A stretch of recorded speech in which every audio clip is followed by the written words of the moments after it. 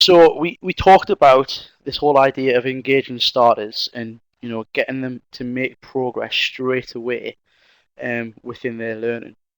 And another way in which we can monitor progress, because again it's one of the key things that came up on that checklist, is through these whole the target, the questions, the assessment for learning.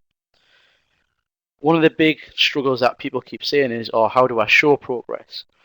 And one of the ways in which I do it, especially within theory lessons, is through a way called flashpoints.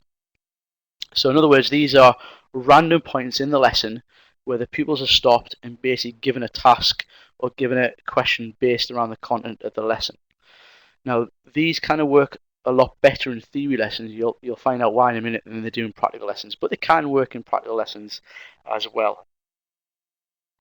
And as it says at the bottom, these flashpoints, you can make them really interactive and link with a piece of music or a picture or whatever.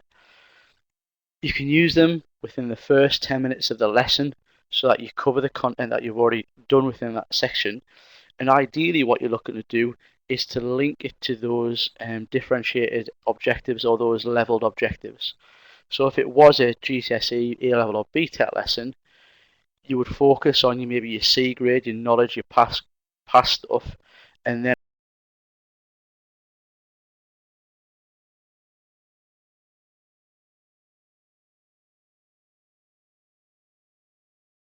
of the topic covered, but it also helps re-engage the pupils a little bit by making it a bit fun or exciting. So one of the ways in which we can do this, first of all, for a practical setting, because it does work quite well in a practical setting as well, was looking at the ideas of a warm-up. So this was a fitness lesson, so it linked nicely with a nice picture. So yes, all it's asked is basically list 4 benefits of a warm-up, but already if the kids are looking at that, it makes it a little bit more interesting for them. And what we did with that was we're working in the fitness suite, and every time a certain song came on that we had on the CD, the pupils had to stop, go away, think of one, and write it down as a group. So, like I said, it does work in a practical setting, but it's best worked in a theory lesson. Within the GCSE lessons, this is the type of flashpoint that I use. And you probably all now have just went, what on earth is going on there? Really, really silly, dead silly, but the kids love it and it's really, really effective. Okay, I don't know if anybody watched WWE. Thank you very much, Mr. Smith there and Lee. Okay, but literally, what happens is during the PE lessons, if I want to test their knowledge, they get a sheet that says The Rock says. Okay, that's basically their answer sheet. At any point during the lesson, they don't know when it's going to happen, but it's usually after about 10 or 15 minutes. I put the Rock theme tune on, this slide comes on the board or a slide like it, and they know they have to write this question. And like I said, it's embedded, so they know that's the question. They know exactly what the activity is. Okay, they need to see what the Rock is cooking. In other words, they need to type the question. They've got the objective at the bottom, so they know that question is working on that objective. The Rock song comes on, they look at the board, they stop whatever they're doing, they answer those 3 questions or whatever questions on the sheet. They know they've got until the end of the song to answer the question, and then at the end of the song, we'll review that question. I actually did it. I got observed a couple of weeks ago in a assisted review I had at school with my GCSE group, and the lady observing absolutely wet herself when the song came on because it just came blasting out. The kids just stopped, started writing. She just sat there, didn't know what's going on, but she absolutely loved it. And again, obviously, you don't have to kind of make it as silly as that. That's what the kids wanted to do, but you could link it in with a song. You could link it in with like the Olympic anthem. You could link it in with a picture, so like Jessica Ennis or Bradley Wiggins. So something that is going to engage them, something that is going to get them interested, because really all it is answering questions. And if you just put questions in front of them, they're probably not going to ask it to the best of their knowledge.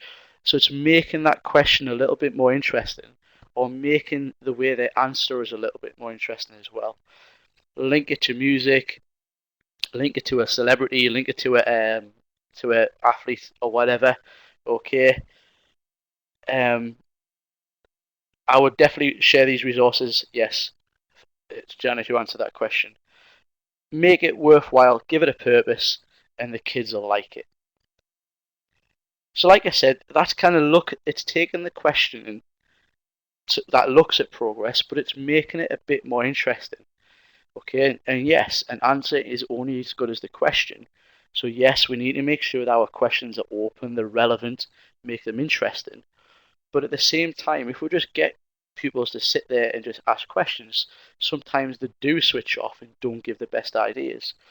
So there's lots of different tools that we can use to get them to develop their question. And some of these I've used in lessons. So first of all, charades. Everybody loves the game of charades. It's fantastic. Okay, kids love it, especially if you make it competitive in the teams. Use it in your theory lessons. So, okay, rather than saying, right, test them on the components of fitness, get them to act out the components of fitness at the front of the class. The team has to guess. Because automatically what they do is, if they're thinking, right, the component is strength, what they start to probably automatically do is start doing weightlifting activities. So yes, they've acted out the component and their team's guessed it, but the person acting it out has actually made the link between strength you needed for weightlifting. So what they've actually started to do is apply the knowledge. If you do agility, they all start looking at, they start moving around quickly, lots of different directions. So in other words, the person who's doing the charade has made the link between this is what the agility is, this is the definition, this is what I need to do, and everybody watching is saying, right, he's moving around quickly, which component is that? So yes, again, it's a little bit of fun, but what you're actually taking out of it is a really good question and answering strategy, which allows them to link their knowledge and also apply the knowledge. Musical bumps, again, the kids love this. Dead simple. You have a couple of questions on the board, or they have a couple of questions or answers on the sheet. Start a song off, they stand up, start dancing or whatever. As soon as the song stops, they have to sit down again. Works really well in the winter up here in Newcastle because it's always cold, so it gets them warmed up in the lessons. The last person to sit down has to give the answer. Okay, so it makes it a little bit more active, makes it a little bit more interesting. Okay, but again, because you're using that strategy and because they know that it could be any one of them who's going to try and answer it, they all have to have an answer prepared. So automatically, by using that kind of strategy, everybody has to have an answer because they could come up at any time. Just to very quickly answer Sue's question about the charades, what I do is if I'm using it as part in a class, I split them into groups. So I would have the class into small groups of maybe 5 or 6, and I would make it competitive. So I would get them to have one person to come to the front and act out whatever it is, and then I would just have a tally on the board, so that it's a little bit of a competition that you just give a small prize at the end. So going back to musical bumps, really good, interactive, okay, and it's got to the point now where with my year 10 GCSE class the other day, I just played some music, they stood up and started dancing. I didn't want them to do musical bumps, but they just decided to do it. Reps to answer, this is kind of the practical equivalent of musical bumps, where if you're doing some kind of fitness lesson, or if you're doing some kind of football lesson or whatever, or a tennis lesson, you can get them to do a specific movement or a drill. Okay, and the last one to finish that skill has to answer a question. So, for example, if it was football and you're doing skills, they could do 10 toe taps.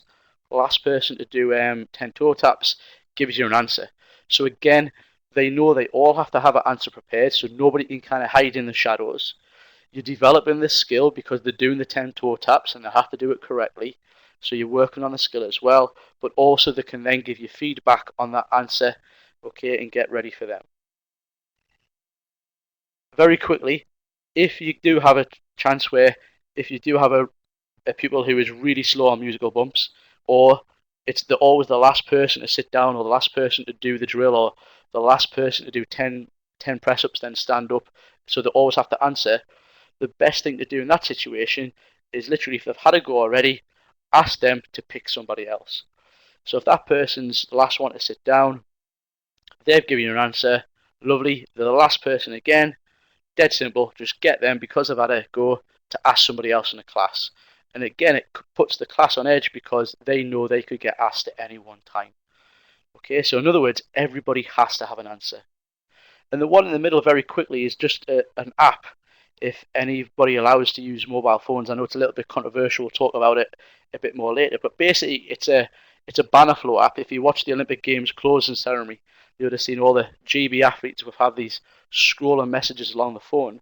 But again, it's really useful as a question and answering tool, because I can get the pupils to type their answer into the phone, stand up with the phones in front of the chests, and I can see what's going along their screen, but nobody else can see as well. So I know who's got the right answer, and I know who's got the wrong answer by the big LED lights scrolling along the phone.